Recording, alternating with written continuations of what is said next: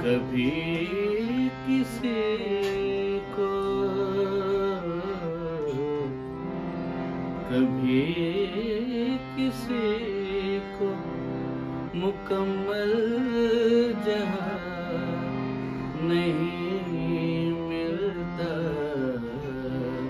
कभी किसी को मुकम्मल जहां नहीं मिलता। कहीं ज़मीं तो कहीं ज़मीं तो कहीं आसमां नहीं मिलता, कभी किसी को मुकम्मल जहां नहीं मिलता। कहीं ज़मीं तो कहीं आसमां नहीं मिलता, कभी किसी को मुकम्मल जहां नहीं मिलता।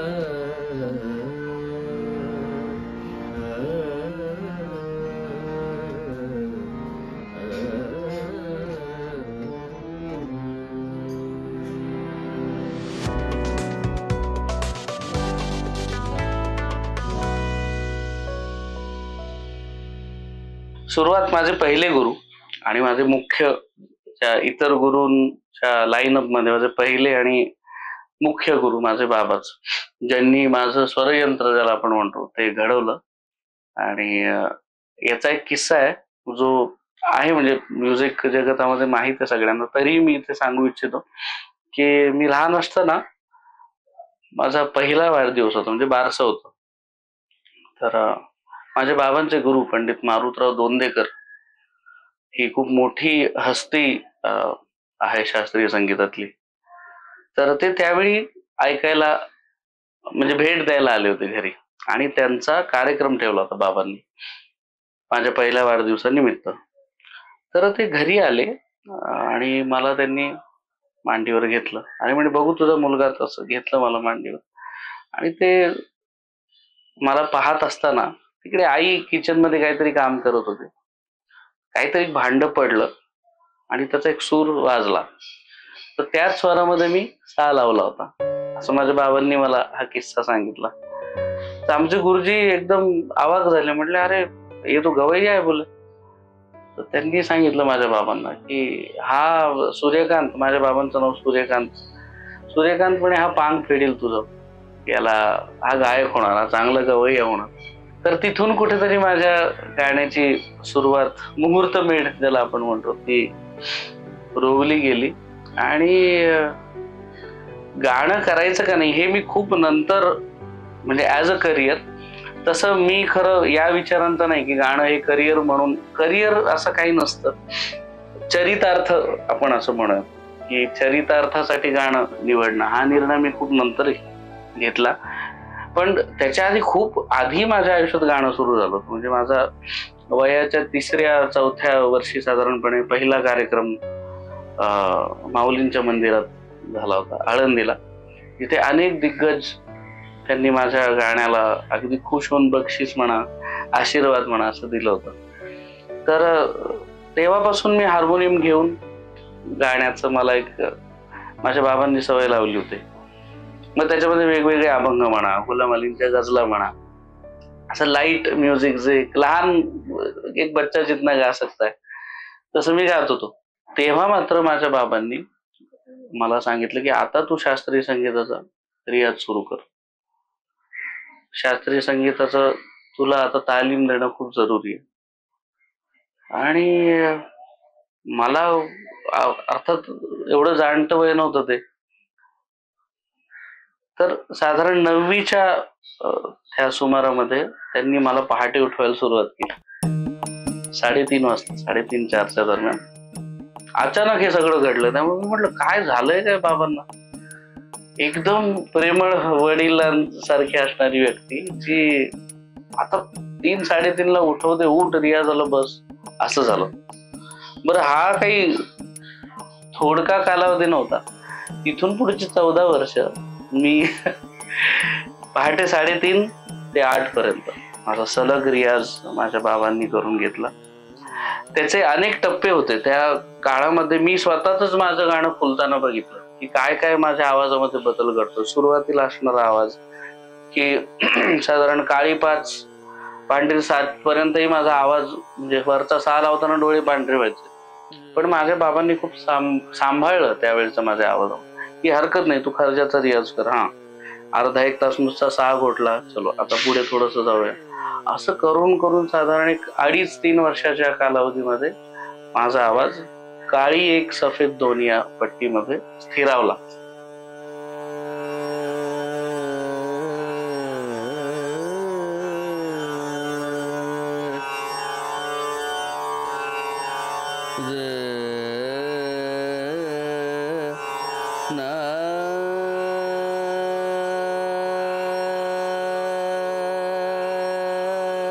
त्या दरम्यान मग त्या नियमनची राग यमनची तालीम सुरू केली आणि जवळपास ती तालीम 11 ते 12 वर्ष चालली. फक्त एक राग, म्हणजे ज्याला आपण म्हणतो की बैठी तालीम, की हा चलो गा, हे असं गा.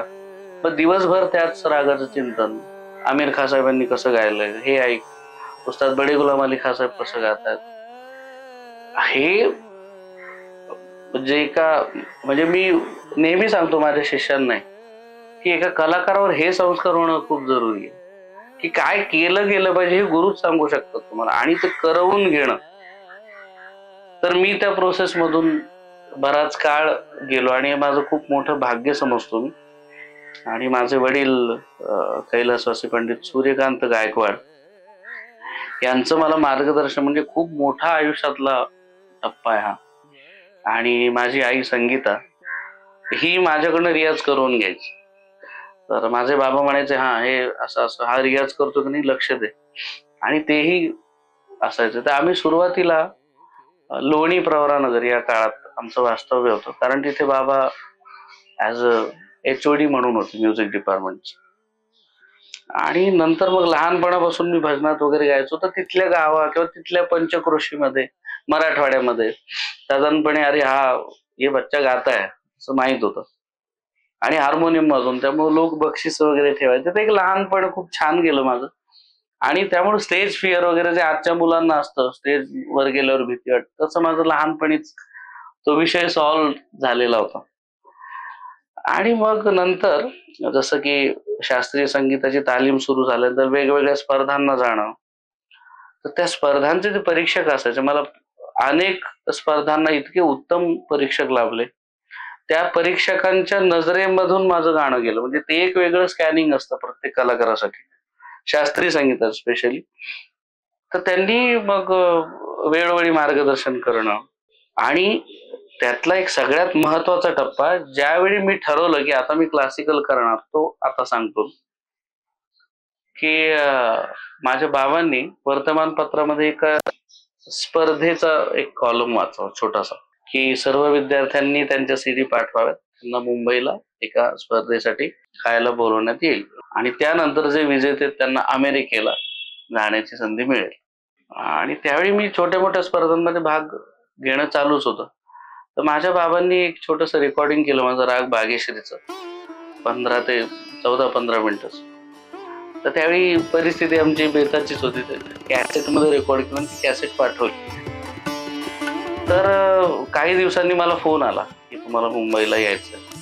आम्ही खूप आनंदी होतो, माझे घरचे सगळे, मी, माझी बहीण, आई वडील. तर त्यावेळी पहिल्यांदा मी मुंबई बघितली की मुंबईला चला जायचं. आणि मुंबईला आम्ही आलो. स्पर्धा सुरू झाली. स्पर्धा सुरू झाल्यानंतर साधारणपणे मध्ये गॅप असतो ना, 2 खुर्च्यांची लाईन मध्ये गॅप. आणि 3-4 स्पर्धक चालू असताना मध्येच एक असे कलाकार आले. मी त्यांना पाठपुरी बघितलं, माझ्या बाबांनी बघितलं. ते म्हणजे अरे बापरे, साक्षात पंडित जसराज. कलाकार कलाकाराचा ऑरा येतो ना अंगावर, तसं मला फील झालं. मी म्हटलं बापरे, यांच्या समोर गायचं आता.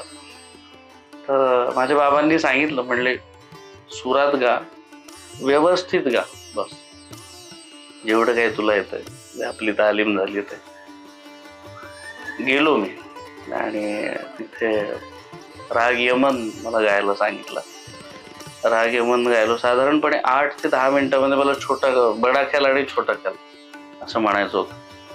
तर तिथे परीक्षक म्हणून पंडित रोणू मुजुमदार, राजा काळेजी, परत पंडित जसराजजी होतेच, दुर्गा जसराजजी पण होत्या. हे सगळे मान्यवर बसले होते आणि त्यांच्यासमोर गाण्याचा योग मला आला. तर जसराजजींनी, पंडित जसराजजींनी खूप माझ्या गाण्याला एक कौतुक केलं. आणि आम्ही म्हटलं ठीक आहे, आता निकाल कधी लागेल माहित नाही, म्हटलं आपण निघूया पुण्याला जायला, कारण आमच्याकडे वाहन नव्हतं स्वतःच, बसने वगैरे जाणार. आम्ही संध्याकाळी म्हणलं जाऊयात आता पुण्याला. तर दुसऱ्या दिवशी आम्ही पुण्याला आल्यानंतर दुसऱ्या दिवशी सकाळी फोन की अमेरिका जाने की तयारी करो बेटा. घरात एकदम आनंदाचं वातावरण. तर ही जी माझी USA टूर झाली, त्या टूर नंतर मी ठरवलं की मी पूर्णपणे क्लासिकल संगीत असेल माझं आयुष्य देईन म्हणून. त्याला कारणीभूत होते पंडित जसराजजी. US ला गेलो, सगळंच नवीन होतं माझ्यासाठी. त्या ग्रुपमध्ये सगळ्यात लहान मीच, त्यामुळे होमसिक होणं, थोडंसं घाबरेपणा आणि नवीन देशात जाणं, थोडंफार इंग्लिश जे आपलं मला येत होतं त्यानुसार, पण खूप माझ्यासाठी एक इन्स्पायरिंग टूर ठरली ती मी म्हणेन. आणि तिथे गेल्यानंतर पंडितजींची खूप जवळून मला योग आला. त्यांचे विचार जाणून घेणं, मोठे कलाकार कसे राहतात, त्यांचं संगीताकडे आणि त्या संगीताचा आणि जीवनाचा कसा बॅलन्स असतो, हे मी तिथं अनुभवलं. आणि त्यानंतर साधारणपणे त्याच काळामध्ये दुसऱ्या तिसऱ्या दिवशी पंडितजी मला म्हणले, तुम क्या कर रहे हो बेटा, कॉलेज वगैरह? बोला हाँ गुरुजी, मैं इंजीनियरिंग को एडमिशन लिया है अभी. बोले गली गली में रहते हुए डॉक्टर इंजीनियर, कलाकार एक ही बनता है, तेरा गला अभी रियाज मांगता है, हे त्यांचे शब्द होते. तर ते शब्द गेले कुठेतरी आत. म्हणलं नाही, एवढे मोठा कलाकार आपल्याला सांगतोय तर काहीतरी मोठी गोष्ट आहे माझ्यात, मला याची जाणीव झाली. आणि ती टूर झाल्यानंतर म्हणजे असे अनेक किस्से त्या टूरचे, आता मी सगळं नाही सांगणार, पण मला सारखी ती गोष्ट खुणावत होती की मी गाणं केलं पाहिजे. मी आणखी रियाजाला, आणखी गाण्यासाठी माझा आयुष्याचा एक मोठा भाग द्यायला हवा, याची जाणीव मला होत होती. नंतर मग मी पुण्याला आलो आणि बाबांना सांगितलं की मी शास्त्रीय संगीत करणार आहे पूर्ण आयुष्य. तर बाबा म्हणाले, विचार करो, शास्त्रीय संगीतात आयुष्य देणं म्हणजे अंधारात असं दिवा धरून चालण्यासारखं. तुला पुढे दिसणार नाही काय, तुला मार्ग शोधायचा. तर माझ्या तोंडून त्यावेळी आपसुक येऊन गेलं. म्हणलं बाबा हरकत नाही, हा जन्म मी रियाजासाठी दे.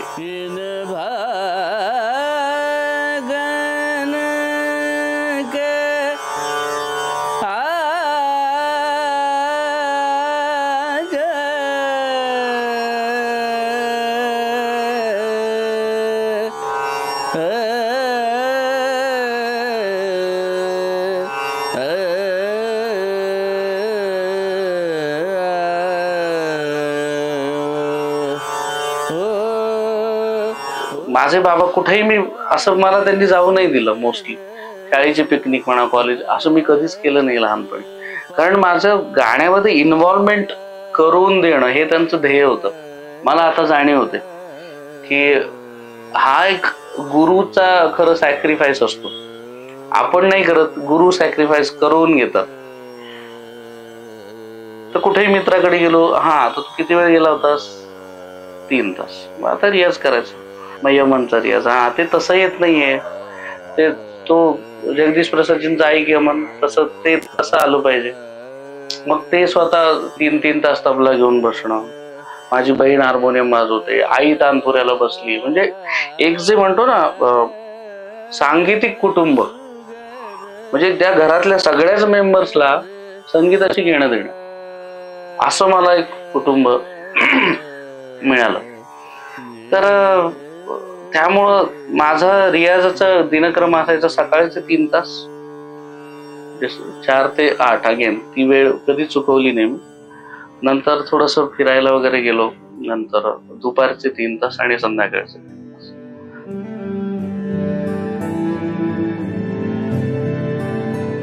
मी गमतीत म्हणतो, पण आय डोंट नो हे कुठेतरी खरंही असेल की मी भाग्यश्री रागाचा एवढा रियाज केला की तो रागच एक मूर्त स्वरूपात माझ्या आयुष्यात आला, जी की भाग्यश्री माझी बायको. आणि हे कुठेतरी कारण असेल असं मला वाटतं भाग्यश्रीचं आयुष्यात येणं. आणि आमची भेट एका कार्यक्रमामध्ये औंधला एका संगीत महोत्सवात झाली होती. कारण भाग्यश्रीची सुरुवातीपासून तालीम श्रीमती अपूर्वा गोखले यांच्याकडं तिने सुरू केले.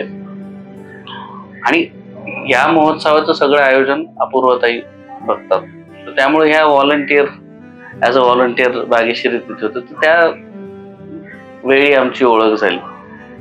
नंतर मग दोस्ती आणि नंतर प्रेमात रूपांतर, आणि आता मी सुखाने मुंबईत राहतो.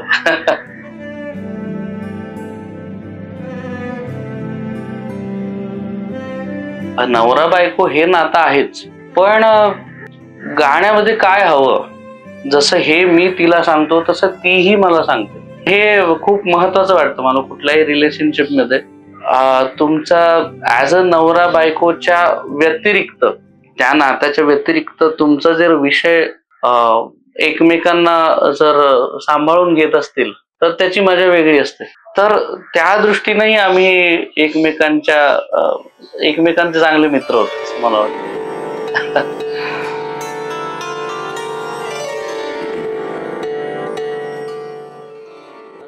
काही काळ गेल्यानंतर रियाजाचा माझ्या बाबांनी मला एक स्वरमंडल घेऊन दिलं.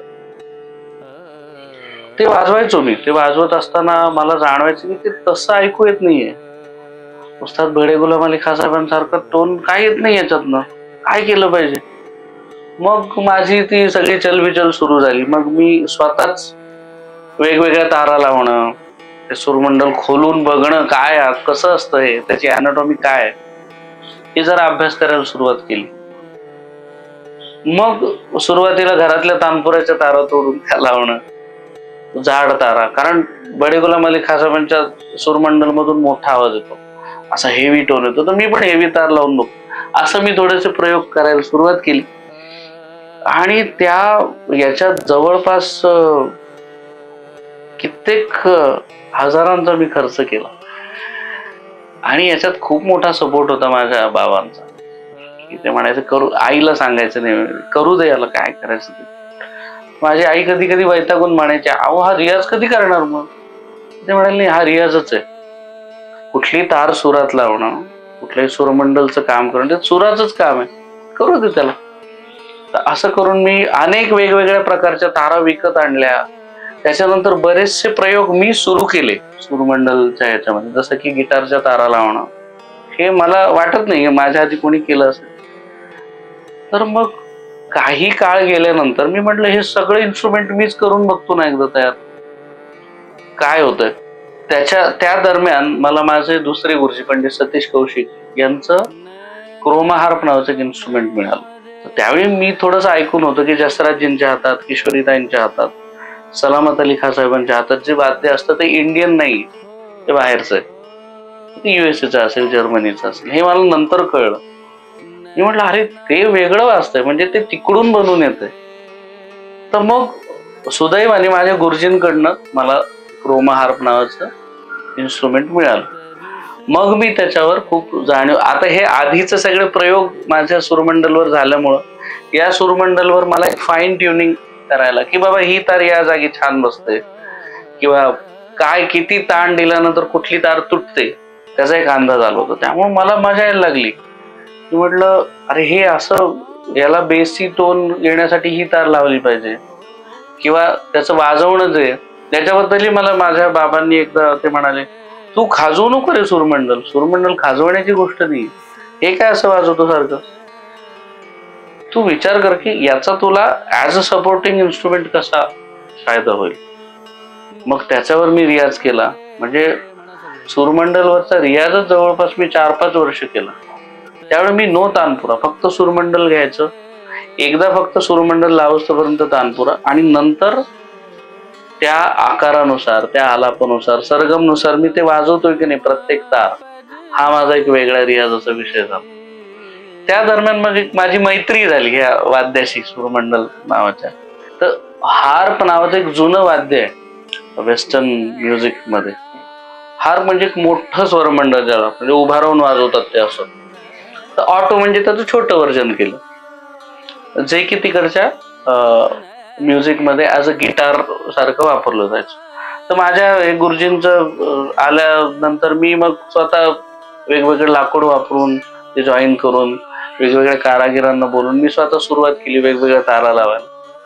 मग मी काही वर्षांनंतर स्वरमंडल आणि ऑटो हार्प याचं मिश्रण करून स्वर हार्प नावाचं.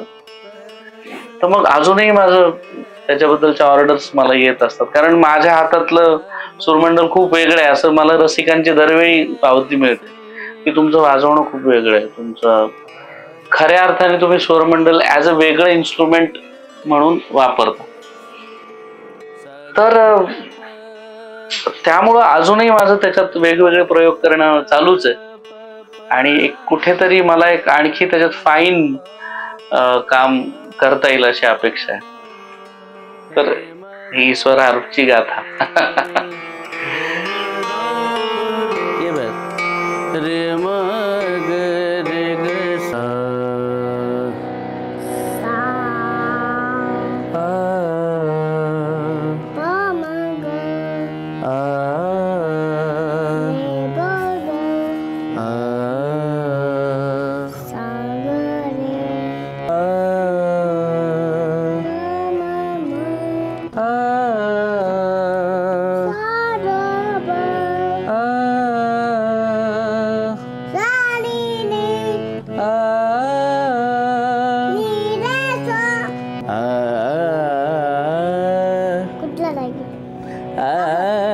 कामोद. आता ओळखा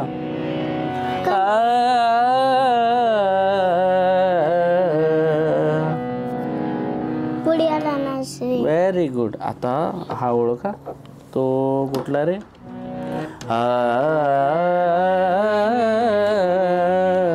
सरस्वती. क्या बात है. आता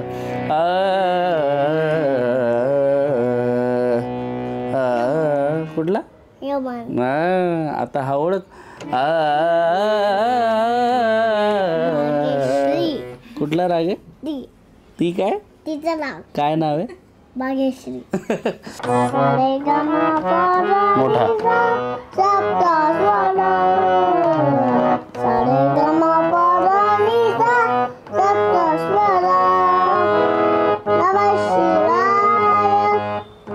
आतापर्यंत जेवढं आयुष्य संगीतात घालवलंय त्या अनुभवाच्या जोरावर मी सांगेन की तीव्र इच्छाशक्ती हवी, पेशन्स हवा या क्षेत्रामध्ये टिकायचं असेल तर. आणखी गोष्ट ही की साईड बाय साईड तुम्ही दुसरं ही म्हणजे मुंबई सारख्या ठिकाणी तुम्ही पूर्ण वेळ गाणं नाही करू शकत, हे सत्य आहे. त्यामुळे तुम्ही थोडासा काहीतरी जॉब जेणेकरून तुमचा चरितार्थ चालेल. तर साधारणपणे त्यांना सल्ला हाच देईन मी की डटे रहो, रियाजासाठी वेळ काढा. मान्य आहे जगण्याचा एक संघर्ष वेगळा असतो, पण कलाकार बनण्याचा संघर्ष तुम्हाला साईड बाय साईड करावा लागणार, दोन्हीचा बॅलन्स सांभाळून. तर हाच मी सल्ला देईन त्यांना की छोडो मत, करते रहो. तमाम रात कयामत का इंतजार किया,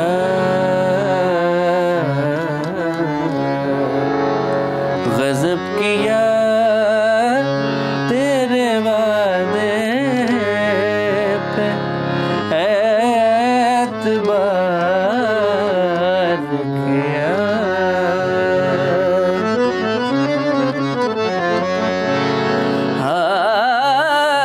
तड़पत बीते मोरी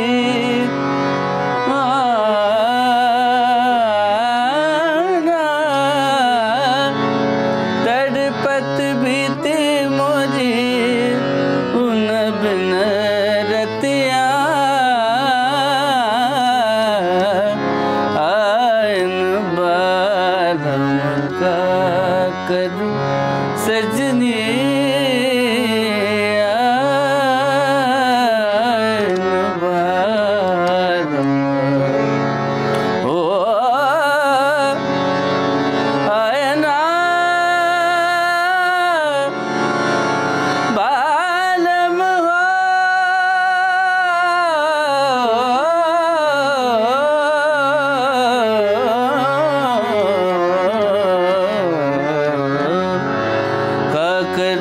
सजनी आयन बारम का करूं सजनी राम सजनी राम का करूं सजनी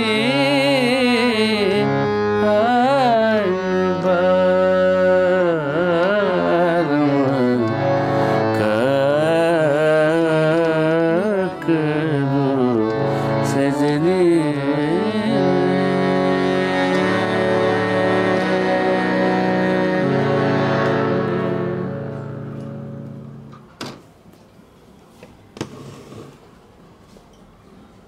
ठीक है।